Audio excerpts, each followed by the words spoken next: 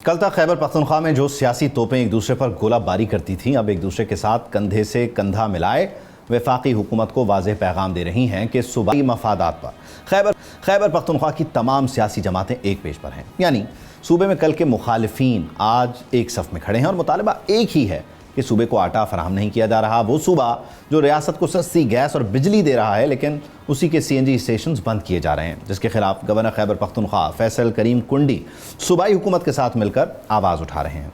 सच ये भी है कि 28वीं तरमीम ने पाकिस्तान पीपल्स पार्टी और पाकिस्तान तहरीक इंसाफ को करीब करीब कर दिया है। NFC मामले पर दोनों जमातों का मौक़िफ़ एक ही है और इस हवाले से एक नई बहस छिड़ गई। इस सारे मामले पर पड़ी जो ये तारीकी है, अंधेरा है, उसको हटाने की कोशिश करते हैं, इसमें कुछ रोशनी पैदा करने की कोशिश करते हैं। मुझे ज्वाइन करें पाकिस्तान पीपल्स पार्टी से निसार खोड़ो साहब और पाकिस्तान तहरीक इंसाफ से अली बुखारी साहब। आप दोनों हज़रात का बहुत शुक्रिया, thank you for joining us. Khoro साहब, एग्जैक्टली इस वक्त खैबर पख्तूनख्वा के फ्रंट से जो डेवलपमेंट हो रही है, यानी गवर्नर और सूबाई हुकूमत के दरमियान एक वर्किंग रिलेशन जो कि होना चाहिए वो नज़र आ रहा है, इसको कहीं बहुत ज़्यादा ओवर रीड तो नहीं कर रहे लोग ये कहते हुए कि अगर मुमकिन 28वीं तरमीम के तनाजुर में NFC वाले मामलात पर पाकिस्तान तहरीक इंसाफ के साथ आपका पीपल्स पार्टी का इकट्ठ हो सकता है?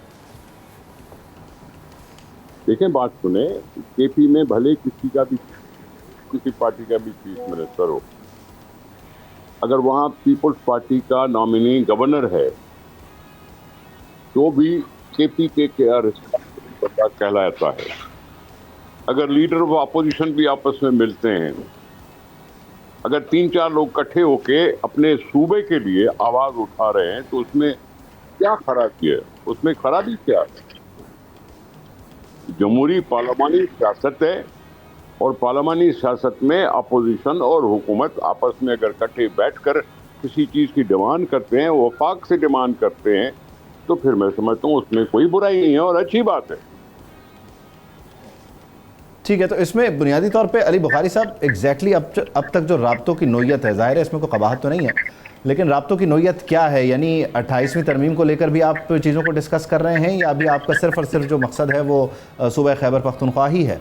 देखें, बहुत शुक्रिया।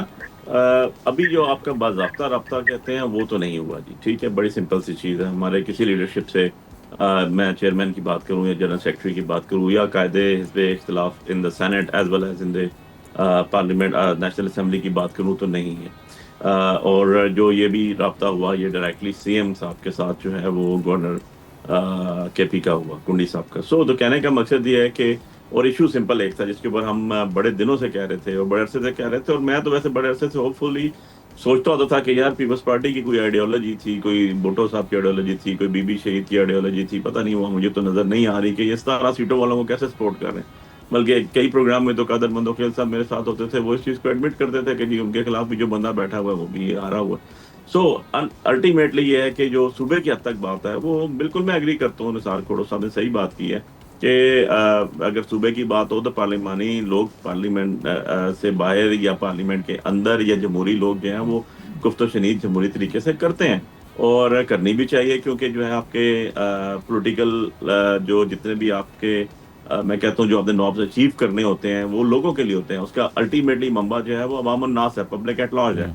और जब आप अपने सूबे की बात करते हैं या किसी सूबे की भी बात करते हैं तो अगर उसको उसका शेयर नहीं मिलता है, NFC अवार्ड जो 18th अमेंडमेंट आज तो मौजूद है ना, आज की सिक्का राजुल वक्त आज की डेट तक तो वो एप्लीकेबल है, उसके मुताबिक अगर ड्यू शेयर उसको नहीं मिलता सूबे को तो वफाक की तरफ से सरासर जाती है और इसके ऊपर बिल्कुल खड़ा होना चाहिए, कहना चाहिए। और मैं समझता हूँ कि ये उन लोगों का 4.5 करोड़ अवाम के साथ जाती है, 4.5 करोड़ अवाम जो KP सूबे की है उसके साथ जाती है, जो ऑलरेडी एक पिछले 20 साल से जो है जंग के अंदर ऑफ एंड ऑन जो है वो अगर डायरेक्टली नहीं तो इनडायरेक्टली तो इन्वॉल्व है ही है। ये जो है मैं समझता हूँ कि जी ये एक अच्छी बात है। अच्छी बात है, वर्किंग रिलेशन होना चाहिए। 28th अमेंडमेंट की बात करें या बाकी चीज़ों की बात करें वो तो अभी तक मैं नहीं समझता हूँ कि हमने इनके साथ डिस्कस की होगी, क्योंकि उसमें तो डेफिनेटली किसी और के साथ स्टेक होल्डर है, पूरे पाकिस्तान स्टेक होल्डर है उसके अंदर, लेकिन अभी तक और ये भी नहीं है कि वो टेबल हो चुकी है, टेबल तो नहीं हुई वो, बट लेकिन राना सनाउल्लाह साहब जैसे सीनियर मिनिस्टर अगर बैठ के बात करें और बहुत सी शिकें जो है निकाल दें, उसका माहौल तो बन रहा है, अली बुखारी साहब इसमें आप इसको ऐड कीजिएगा प्लीज। मैं एक चीज ऐड कर दूं, मैं एक प्रोग्राम में था, मेरे साथ जमीयत उलमा इस्लाम के हमदुल्ला साहब बैठे हुए थे, तो जब 26वीं अमेंडमेंट आ रही थी तो उन्होंने कहा था कि इट वाज 89 है जो पहले बिलावल भुट्टो साहब की और मौलाना फजल रहमान साहब की मुलाकात हुई, देन उसके बाद ये 59 हुई और फिर ये करते करते आई। तो मैं तो ये समझता हूँ ये कि उसी की ऑफ शूट है। मैं उस टाइम ठीक है, वो तो चीज़ रहेगा, वो तो डेफिनेटली एड्रेस होंगी। खोड़ा साहब, इसमें बुनियादी तौर पे अगर एनएफसी वाला मामला है और ये कहा जाता है कि एनएफसी जो है वो जाहिर है विफाक का मुकदमा है और वो चाहते हैं कि ये शेयर वापस फेडरल पूल की तरफ आ जाए, फिर कनाल को लेकर मामलात हैं, उस पर पाकिस्तान पीपल्स पार्टी ने बड़ा सख्त मौक़िफ़ रखा,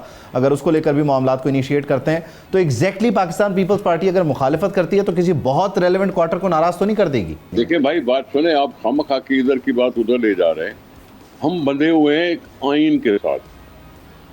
73 के आइन में एनएफसी अवार्ड का जिक्र है और उस वक्त सिर्फ पॉपुलेशन के बेसिस पे ये डिस्ट्रीब्यूट होता था। 18वीं तरमीम जब पास हो रही थी तो एनएफसी का अवार्ड उससे 18वीं तरमीम से पहले अनाउंस हुआ था।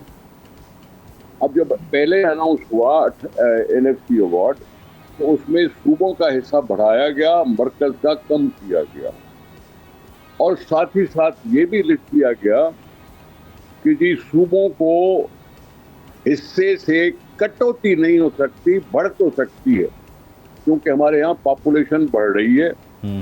पॉपुलेशन बढ़ने से लोगों की तवक्कुआत और डिमांड बढ़ेगी और उसमें हम अपने की बुनियाद पे प्लस में तो जा सकते हैं, माइनस में नहीं जा सकते। ये आईनी पोजीशन है, उसमें किसी हल्के की बात नहीं है। मैं पार्लियामेंट के सामने जवाबदेह हूं और पार्लियामेंट कैन आइन पे चलती है।